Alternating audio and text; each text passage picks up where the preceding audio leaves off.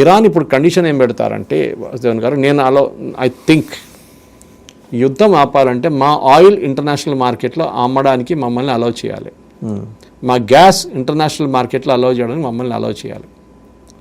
నిన్న కూడా చైనా నుంచి ఒక ట్యాంకర్ హోర్ముజ్ క్రాస్ చేసి వెళ్ళిపోయింది వితౌట్ ఎనీ ప్రాబ్లం. ఇవాళ మన 2 షిప్లు పోతాయి అంటే ఇరాన్ కంట్రోల్ చేస్తున్నారు దాన్ని. ఇప్పుడు కర్గ్ ఐలాండ్ క్యాప్చర్ చేస్తా అన్నారు వీళ్ళు. కర్గ్ ఐలాండ్ ఏంటంటే వీళ్ళ దగ్గర నుంచి ఆయిల్ వెల్స్ నుంచి వచ్చే ఆయిల్ అంతా ఒక రిజర్వ్ చేస్తారు. ఇది ఏ ఆయిల్ అని ఒక కాన్సెప్ట్ ఉంది, అదే మన ప్రేక్షకులు అర్థం చేసుకోవాలి. ఆయిల్ డ్రిల్ చేస్తున్నప్పుడు అది ఎక్కడికో పంప్ చేయాల్సి వస్తుంది కంపల్సరీగా. మీరు అది ఫుల్ అయిపోయింది ట్యాంకు, నేను ఏం చేయలేను అంటే పంపింగ్ నడుస్తూనే ఉంటుంది, ఆపలేరు మీరు. If you stop the pumping, oil pumping మీరు బదులు చేస్తే ఆ వెల్ ఉంటుంది చూడండి, మళ్ళీ ఇంకోసారి డ్రిల్ చేయాల్సి వస్తుంది. సో అది వస్తుండగానే తీస్తూ ఉండాలి కంటిన్యూస్. ఆపితే అంతే సంగతి, ఫినిష్డ్. సో ఇప్పుడు ఏమైందంటే మీరు వాళ్ళ ఇరాన్ కర్గ్ ఐలాండ్కి వెళ్ళి మీరు ఆ క్యాప్చర్ చేస్తారనుకోండి, ఇరాన్ ఎకనామిక్ యాక్టివిటీ మొత్తం ధ్వంసం అవుతుంది, కరెక్టే. కానీ వాళ్ళు ఒమాన్ మీద కొట్టారు చూడండి నిన్న. ఇప్పుడు ఒమానీస్ ఎక్కడ పెడతారు వాళ్ళ ఆయిల్? వాళ్ళు కంటిన్యూస్గా 10 షిప్పులు పెట్టుకోవాలి ఇప్పుడు రెడీగా. ఓకే, 10 షిప్పులు పెట్టుకొని ఫిల్ చేసుకుంటూ పోవాలి, ఎందుకంటే వాళ్ళ ఒరిజినల్ ట్యాంకులు అన్నీ పోయినాయి. ఇప్పుడు షిప్స్ దొరకట్లేదు ఇప్పుడు ఇంటర్నేషనల్ మార్కెట్లో. మీకు షిప్లు మన ఏం చెప్తారు, ఫ్యూయల్ కార్గో షిప్స్ దొరకట్లేదు ఇప్పుడు. మీరు ఎక్కడ తీసుకెళ్తారు దాన్ని? సో ఇది పెద్ద ప్రాబ్లం. సౌదీ అరేబియా అరామ్కో కొట్టారు, ఎక్కడ తీసుకెళ్తారు ఇప్పుడు ఆయిల్? వాళ్ళు ఎక్కడ పెట్టుకుంటారు? ఇప్పుడు ఇది వార్ ఎక్స్పాండ్ అయితేనే పోతుంది. మొదలైంది ఒక చిన్న ప్రాబ్లంతో, యురేనియం, మిసైల్స్, డ్రోన్స్. ఇప్పుడు అది ఎక్స్పాండ్ అయింది. మీరు ట్యాంక్స్ మీద కొడుతున్నారు, రిఫైనరీ మీద కొడుతున్నారు, డీసాలినేషన్ ప్లాంట్ మీద కొడుతున్నారు, ఇప్పుడు బ్యాంకుల మీద కొడతా అంటున్నారు, ఐటీ అసెట్స్ మీద కొడతా అంటున్నారు. ఎక్కడ ఆగుతుంది? అంటే ఇప్పుడు అటువంటి ప్రమాదం మనకేమైనా ఉందా? మన వైపు మన సెక్యూరిటీ చూసుకోవాలి.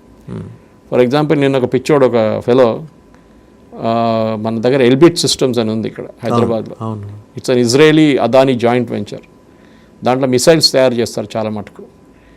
దాన్ని ఇజ్రాయెల్కి పంపించట్లేదు, కానీ మనం దానికోసం వాడుకుంటున్నాం, మన ఆర్మీ కోసం. ఎవడో నిన్న దాన్ని హైదరాబాద్లో ఉందని చెప్పాడు. దాని లొకేషన్ న్యాచురల్లీ ఇప్పుడు దాకా స్టేట్ పోలీస్ కానీ ఐబీ కానీ మిగతా వాళ్ళు సెక్యూర్ చేసుకుని ఉంటారు.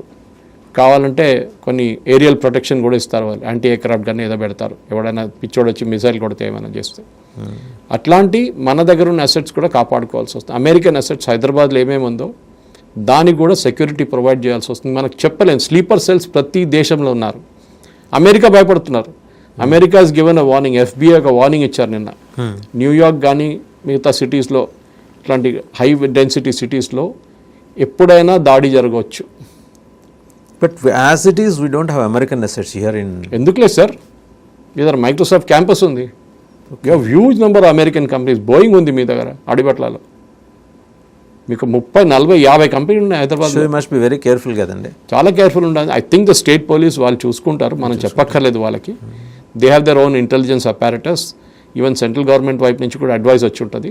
అమెరికన్ కంపెనీస్ చూసుకోండి, అమెరికన్ కన్సులేట్ని ప్రొటెక్షన్. ఇన్ఫాక్ట్ అమెరికన్ కన్సులేట్కి వెళ్ళే రోడ్ కూడా బ్లాక్ చేసి పడేశారు. ఎప్పుడు బ్లాక్ ఉంది ఆ రోడ్. ఒక 1 వీక్ నుంచి అక్కడ ఎవరిని వెళ్ళనియట్లేదు అటువైపు. ఓకే విప్రో సర్కిల్ నుంచి. సో ఇట్లాంటి పరిస్థితుల్లో మన దగ్గర ఇండియాకి ఇప్పుడు కావాల్సింది ఏంటంటే మన ట్యాంకర్లు రెగ్యులర్గా వస్తుండాలి. గ్యాస్ ప్రొడక్షన్ ఏ రోజు మొదలవుతుందో ఖతార్లో, మన first we should start taking gas from there. ఇప్పటికీ గ్యాస్ మనం మిగతా సోర్స్ నుంచి తెచ్చుకోవాలి. సో ఆలోచించండి. సో ఈ కర్గ్ ఐలాండ్లో కూడా మీరు చెప్తున్నారు చూడండి, కర్గ్ ఐలాండ్ని అటాక్ చేయకూడదని చెప్పి మన US కూడా చెప్పాల్సి వస్తుంది. రష్యా చెప్తారు వాళ్ళకి, ఎందుకంటే Kharg island total capacity 100 million barrels into 300 million barrels. లోకంలో ఒకరోజు కన్జ్యూమ్ చేసేది 100 మిలియన్ బ్యారెల్స్. అన్ని రాష్ట్రాలు కలిపి కన్జ్యూమ్ చేస్తున్న ప్రతిరోజు 100 మిలియన్ బ్యారెల్స్ ఆయిల్. అలాంటిది ఇప్పుడు ఇరాన్ దగ్గర ఉంది. ఇరాన్ని మీరు కొట్టారనుకోండి, వాళ్ళ ట్యాంక్స్ కర్గ్ ఐలాండ్ కొడితే ఇరాన్ ఫస్ట్ ఏం చేస్తారంటే they will destroy their tanks, తగలబెట్టేస్తారు వాళ్ళు. సద్దాం హుస్సేన్ వెళ్తూ కువైత్లో వార్ తర్వాత ఇదే చేశాడు, అన్ని తగలబెట్టాడు. దాంతో కువైత్ ఎకానమీ ధ్వంసం అయిపోయింది. Next 3 years 4 years they could not even recover. ఒకసారి ఆయిల్ వెల్స్ డిస్ట్రాయ్ చేస్తే మీరు ఏం చేయలేరు. ఆ వెల్ని మళ్ళీ కంప్లీట్గా న్యూ డ్రిల్ చేయాల్సి వస్తుంది మీరు. ఇదే నేను చెప్తున్నా. ఇప్పుడు ఇరాన్కి మన మీద కన్సర్న్ ఉన్నదాన్ని, ఎందుకంటే వాళ్ళకి మనం షెల్టర్ ఇచ్చాం కదా, వాళ్ళ అది మనకు ఒక ట్రంప్ కార్డ్, అది మనకు మంచి ఒక ట్రంప్ కార్డ్. ఎందుకంటే మనం ఒక హ్యూమానిటేరియన్ కన్సిడరేషన్ లాగా మనం దాన్ని వాళ్ళకి ప్రొటెక్షన్ కూడా ఇచ్చారు. వాళ్ళ వైపు ఒక షిప్ అక్కడ కూడా పడి ఉంది, ఇంకా వాళ్ళ నేవల్ సేలర్స్ అక్కడ ఉన్నారు. అది కాకుండా వాళ్ళ చనిపోయిన సేలర్స్, దానికన్నా ముందు ఒక షిప్ వాళ్ళు టార్పీడో చేశారు చూడండి అమెరికా, వాళ్ళ డెడ్ బాడీస్ పంపించాలని చెప్పి శ్రీలంకన్ హైకోర్టు నిన్న ఒక ఆర్డర్ ఇచ్చారు, వాళ్ళ దేశానికి పంపించండి అని చెప్పేసి. అది ఎట్లా వెళ్తుందో తెలియదు ఈ కండిషన్లో, కానీ ఏదో ఒక they will make some arrangement for it. Problem ఇక్కడ వస్తుందంటే ఇప్పుడు ఎవరు ఇంటర్ఫియర్ చేయలేకపోతారు. అందరికన్నా పెద్ద విన్నర్ దీంట్లో ఈజ్ పుటిన్ ఇప్పుడు మంచిగా నవ్వుకుంటారు, ఎందుకంటే పుటిన్ మీద మిసైల్ అన్నీ యూరోప్ నుంచి వస్తుండే. ఇప్పుడు యూరోప్ మీద వీలు కొడుతున్నారు, తెహ్రాన్ కొడుతున్నారు. యూరోప్ని ప్రొటెక్ట్ చేయడానికి టర్కీకి వచ్చి సైప్రస్లో ఉన్నాయి, వాళ్ళ పెద్ద బేస్ ఉంది అక్కడ, ఇంచాక్ ఒకటి ఉంది. అది కాకుండా మిగతా RAF బేస్ ఒకటి ఉంది సైప్రస్లో, దాన్ని కాపాడుకోవాల్సి వస్తుంది. Everywhere it's a mess now. చిన్న ఒక localised war has become a big war. World war అయిపోయింది. వరల్డ్ వార్ కాదు, వరల్డ్ వార్ అనే కాన్సెప్ట్ లేదు ఇప్పుడు, రీజనల్ వార్సే నడుస్తుంటాయి. ఓకే, దీన్ని కంట్రోల్ చేయడం చాలా ఈజీగా ఉండే ముందు, ఇప్పుడు ఇది ఎక్స్పాండ్ అయిపోతుంది. ఎందుకంటే మీ ఇనిషియల్ టార్గెట్ మీరు ఓన్లీ మిసైల్స్ ఉండే, డ్రోన్స్ ఉండే, యురేనియం ఉండే. మీరు దాన్ని మార్చి వాళ్ళ ట్యాంక్స్ మీద కొట్టడం, వాళ్ళ ఎకానమీ మీద కొట్టడంతో వాళ్ళు కూడా పిచ్చి పట్టేసి వాళ్ళు ఇప్పుడు వాళ్ళ ఎకానమీ మీద దాడి చేస్తున్నారు. అది సౌదీ ఉండొచ్చు, UAE ఉండొచ్చు, బహ్రెయిన్ ఉండొచ్చు, కువైత్ ఉండొచ్చు, ఖతార్ ఉండొచ్చు, ఒమాన్ ఉండొచ్చు, ఎవరైనా కానీ అందరినీ కొడుతున్నారు ఇప్పుడు ఇరాన్. ఎన్ని రోజులు కొడతారంటే దట్స్ ఎ గుడ్ క్వశ్చన్. ఎందుకంటే ఏదో ఒక రోజు ఇరాన్ దగ్గర కూడా మిసైల్స్ అయిపోతుంది. ఆ రోజు ఏం చేస్తారు? కొత్తది ఏమైనా చేస్తారు, కొత్త మెథడాలజీస్ ఉంటుంది కదా, సూసైడ్ బాంబింగ్ అని, మిగతా అట్లాంటి పనులు కూడా చేస్తారు వాళ్ళు. సో ఈ పర్టికులర్ సిచ్యువేషన్లో ట్రంప్ మొదలుపెట్టిన యుద్ధం ఆయనకి ఇప్పుడు ఎట్లా ఆపాలని అర్థం కావట్లేదు. Best solution విడ్ be just walk away, అన్నీ బంద్ చేసి స్విచ్ ఆఫ్ చేసేసి వెళ్ళిపోండి, కొన్నాళ్ళు కనపడకుండా వెళ్ళిపోండి అంతే. ఇజ్రాయెల్ వాళ్ళ పని వాళ్ళు చూసుకుంటారు, మీరు మీ అసెట్స్ని కాపాడుకోవాలంటే, మీ కంపెనీలు కాపాడుకోవాలంటే గల్ఫ్లో ఇది చేయాల్సింది. ఎందుకంటే మీరు ఒక బాంబింగ్ క్యాంపెయిన్తో కంప్లీట్ గల్ఫ్ ఎకానమీని ధ్వంసం చేసేసారు మీరు.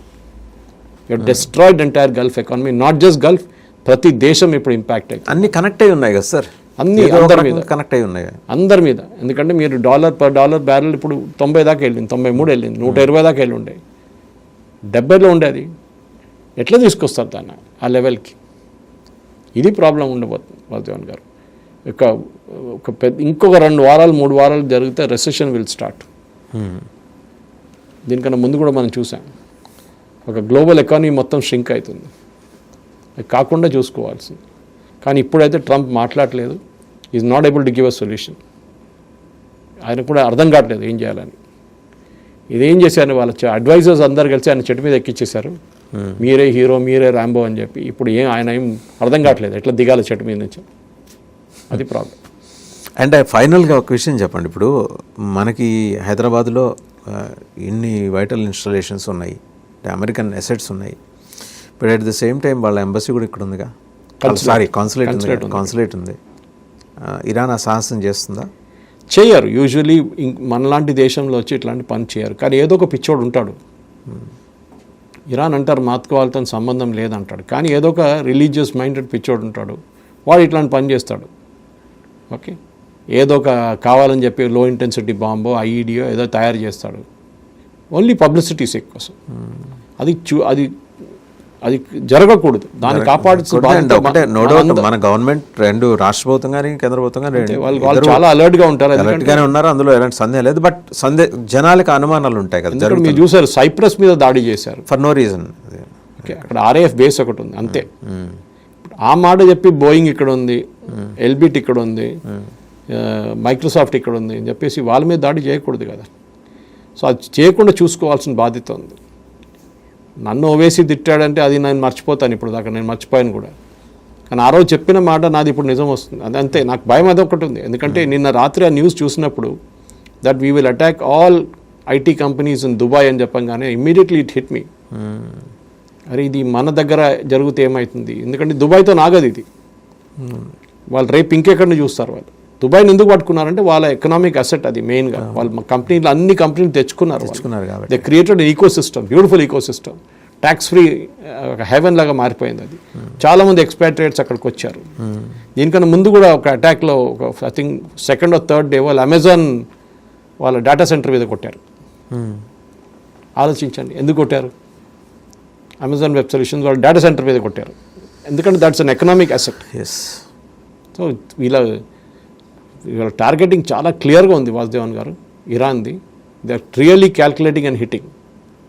అది ఎంత జల్దీ అయినా ఇది బంద్ చేస్తే బాగుంటుంది, లేకుంటే it will really spread like wild. Right Suresh garu, thank you very much. Much.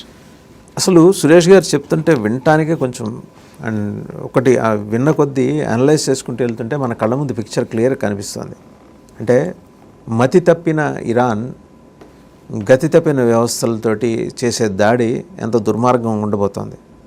అది ఏ దేశం మీదనే కావచ్చు, రేపొద్దున మన మీద కూడా కావచ్చు. ఎందుకంటే మనకి కూడా ఇక్కడ అమెరికన్ ఇన్స్టిట్యూషన్స్ ఉన్నాయి కాబట్టి, అసెట్స్ ఉన్నాయి కాబట్టి. అట్ ద సేమ్ టైం వాళ్ళకి ఇక్కడ ఇరాన్ కాన్సులేట్ కూడా ఉంది హైదరాబాద్లో.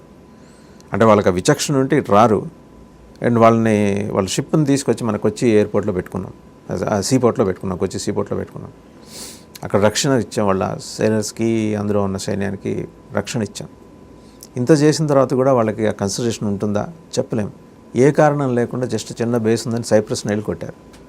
ఇరాన్ కొట్టదలుచుకుంటే కారణాలు అక్కర్లేదు, ట్రంప్ చేయదలుచుకున్నా కూడా కారణాలు అక్కర్లేదు.